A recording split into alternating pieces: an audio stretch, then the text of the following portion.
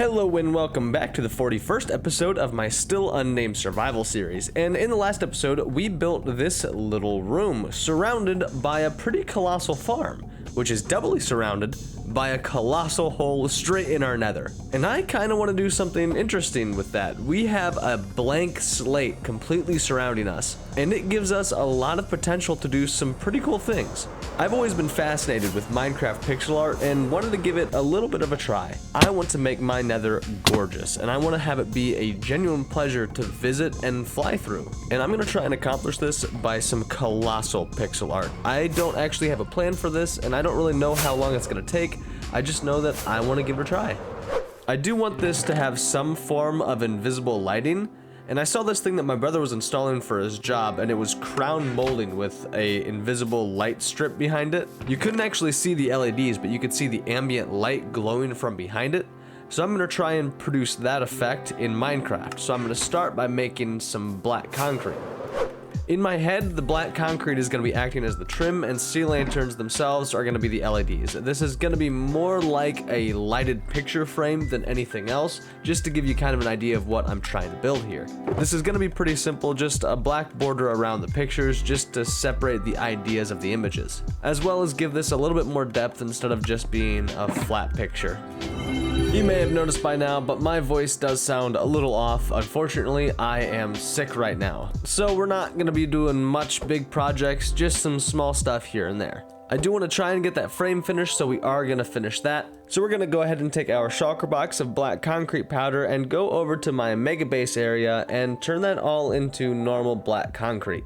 If we were building something like this in the overworld, I wouldn't really worry about turning all of this into normal concrete. I would only do the parts that were floating, and then the rest I would build in concrete powder and then just drop some water off on the sides. But unfortunately, since we're going to be in the nether, we can't really do that. So we have to turn all of this into normal concrete before we can build with it. So I'm going to go ahead and build up a few walls of concrete powder and then drop some water off the sides.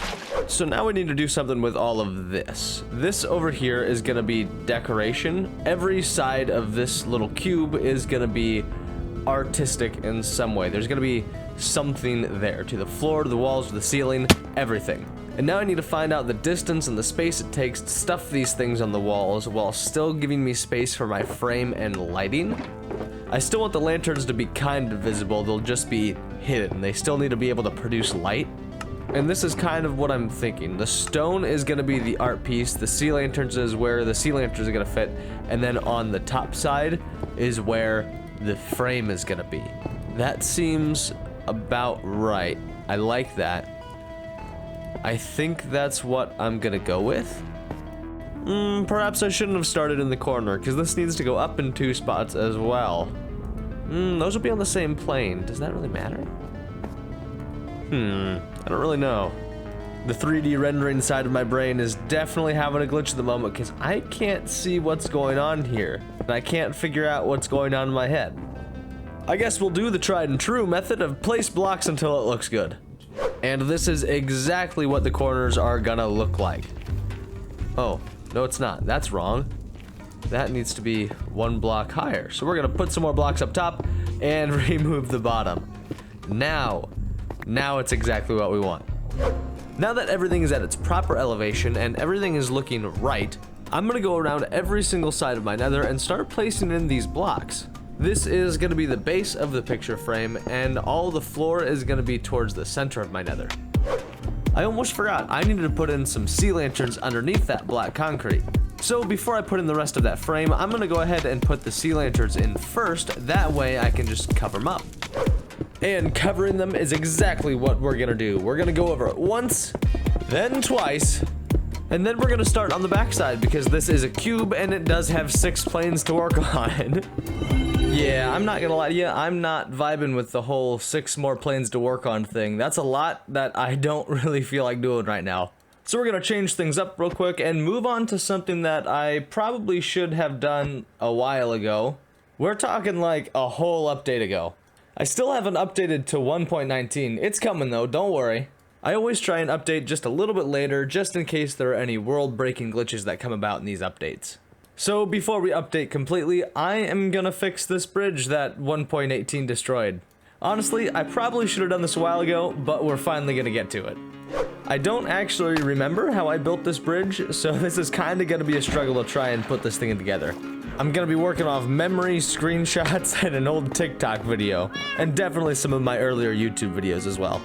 You know, I think one of the most difficult things about building small is the amount of detail that you have to almost force into this spot. Like, I'm using slabs of all different colors and textures just to give off the idea of something I'm trying to portray, which I guess is something you could say about any size build. As long as the amount of detail you're trying to force in is proportionate, it should work out, I guess. Builds of this size tend to have a lot of complex layering as well, like this outer ring for example. I have stone on the inside being my first layer, and then the second layer has 2 different textures and colors of wooden slabs. That's another block that I have to keep in my inventory and have to be aware of in my own head, as well as be aware of how the slabs will interact with other slabs, because sometimes you can't place them where you want to because you can't stack 2 different color slabs in the same block. Which, don't get me wrong, I think is pretty gosh darn annoying, but I also think it's one of the necessary limitations in Minecraft to keep building interesting. Sometimes you can't do what you want, and you have to find a workaround to portray the idea you want. And that's something that happens in a lot of art forms too, like watercolor painting for example. Sometimes while painting, you might want to do something or do something now, and you have to wait or work around water that's already on your canvas. If you've already added your base layer, you can't go in and add another color or it'll bleed into the base layer you've already put down, so you have to wait until your canvas dries to put on the second layer. That's just a characteristic of watercolor painting, and I think of Minecraft and slabs and a lot of the other limitations as similar problems when it comes to building. It's a necessary limitation that makes the art form unique. And in my personal opinion, that's what makes this challenging and fun, and it makes me want to get better and think about Minecraft and the way I portray things in building in different ways. I want to get better at building, and I want to be better at working around these limitations that I think are a part of Minecraft. That's just how I think about it anyway. What do you think about Minecraft and its limitations? Let me know down in the comment section below. I've got most of this bridge looking pretty good now, but I think I'm gonna work on the roof and the peak of this. This roof is definitely gonna be copied pretty much block for block from a previous episode's thumbnail. I can't actually remember how I built this or the methods I used to build it, so I'm just gonna copy it block for block. Honestly though, for me, methodology is one of the most important things in the way that I build. I want to be able to reproduce the thought process behind how I built something.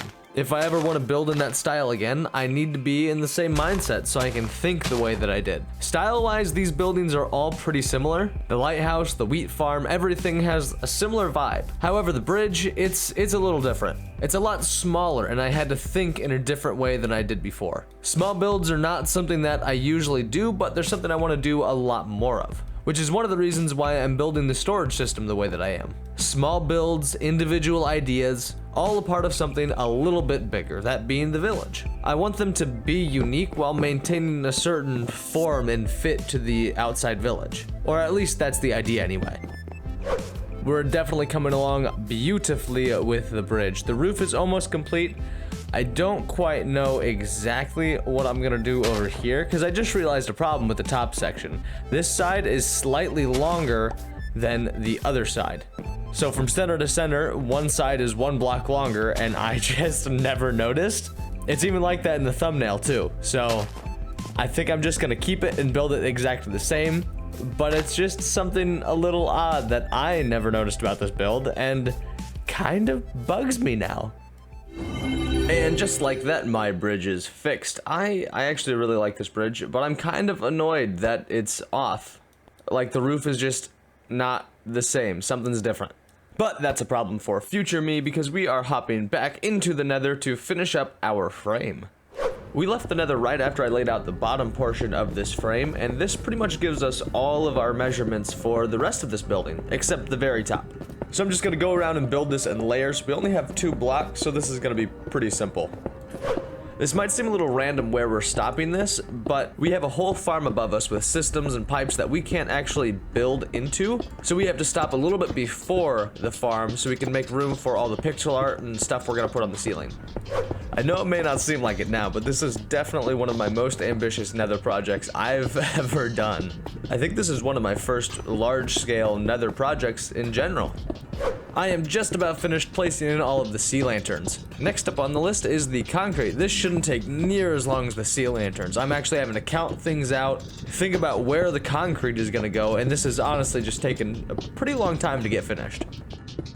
This is what the sea lanterns look like placed in, and honestly, this has kind of gotten me thinking. I've been playing Java for a little bit now, and the customization features on Java are way more extensive than Bedrock. And doing this right here has made me think I really like the nether defog that Optifine has, and I would really like something like that in Bedrock. I just can't see as far, and all the projects that I want to do in the nether, they lose their grandiose feel, and large-scale projects just kind of lose their intensity. It's honestly a little disappointing. But now that we have all the sea lanterns in place, I think it's time that we finish up this frame. The concrete is going to cover up the sea lanterns because I'm trying to go for the invisible light feel. The goal is to not die. Oh god. Not expecting that. Oh. Oh. Bad gas. Bad. Alright, anyway, the plan is for the sea lanterns to light up the perimeter around the art that I plan to do on these walls. I want to do some form of elven portrait, or I think the term is called narrative art.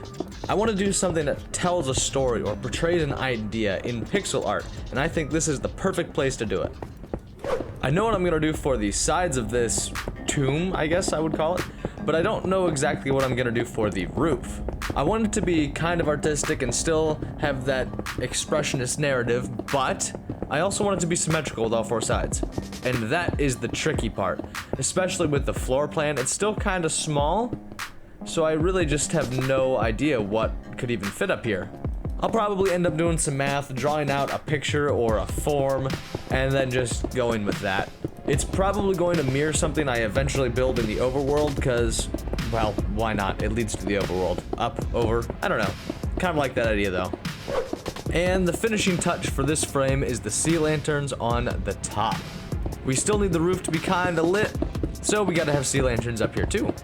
All this top portion will eventually need spawn-proofed as well, but I think we're gonna hold off on that for today, and probably do that after we finish all of the murals. That way we can do it all at once. This farm doesn't work right now anyway, so there's not really a point to it. Kind of unfortunate, but it's built now, so we're just gonna deal with it. We've finally gotten all of the sea lanterns and all of the concrete. That was pretty boring. There's a lot of work here for only 2 different types of blocks. But now I think we're gonna hop into the overworld and prepare to do a little bit of work on my Megabase. And the first thing we're gonna do is a little bit of AFKing at my drowned farm. I've done a little bit of math and figured that we need about 10 stacks of copper blocks. That's a lot. So we're gonna stay here for quite a while until we get the right amount. We're gonna be starting on the accent bits to the front of the Megabase and start on the detail work for it. I've done my AFK and we have enough copper to start work on this base. We're gonna be working right in the front here on this bone section. I'm gonna be cutting out some diamond shapes and filling them up with copper and stone brick accents. This is kind of gonna bring in another color, but it's also gonna change color over time. I haven't decided for sure if I'm gonna leave these as the copper color or if I want them slightly oxidized. I have a few ideas with the roof of the Megabase, and that's gonna kind of tie in the orange and the oxidized color palette, but I'm not entirely sure if I wanna implement them in yet.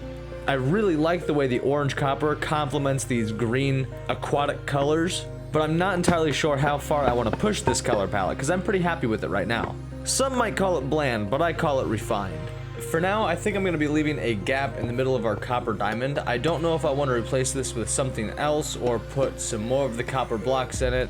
I was thinking about using the cut copper blocks instead of the normal ones just to add a little bit more depth and texture to these central diamonds, but I'm not entirely sure what I would like to do with it yet. The way that I designed this building specifically is a general shape and frame. I didn't do any color palette or any of the extreme detail work like that, just an overall arcing idea and profile. And I was kind of gonna leave the extra details for figuring out in the survival world, just to kind of match what I wanted to do with the survival world and the surroundings. The choice of putting this over a guardian farm is actually what influenced the color choices for this building. It was actually originally designed in a black to white gradient with the crimson stem block where the warp stem block is. And I was going to use redstone blocks where the lapis is, but all of the color palette and aesthetic choices for this was developed in the survival world completely on the fly. That's actually one of the reasons why I used coal blocks in this design, is because it matched the black to white gradient, and I thought it just looked cool, little speckles of black in the walls. I still think the coal blocks look great in here, and I'm glad I did it, but that's originally why I decided to put the coal blocks in this design.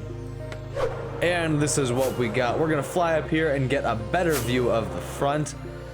I think that looks gorgeous, actually. I adore this. I'm not sure if I want to keep it with the orange though, or if we want to oxidize that. I think I do. I think that fits into the color, especially when I start doing the roof and I can blend these in a little bit better. I might go back to the coney roofs on the outside spires and change those up, maybe add some copper blocks in there as well. But overall, I am digging that. From back here, it looks a little bit more like a neutral tone or a brown, so I don't quite know how that works. Color theory is kind of complicated. But overall, I am loving this. Honestly, it's really cool to start seeing this thing come together as my vision inside of the survivor world. Like, this is looking gorgeous.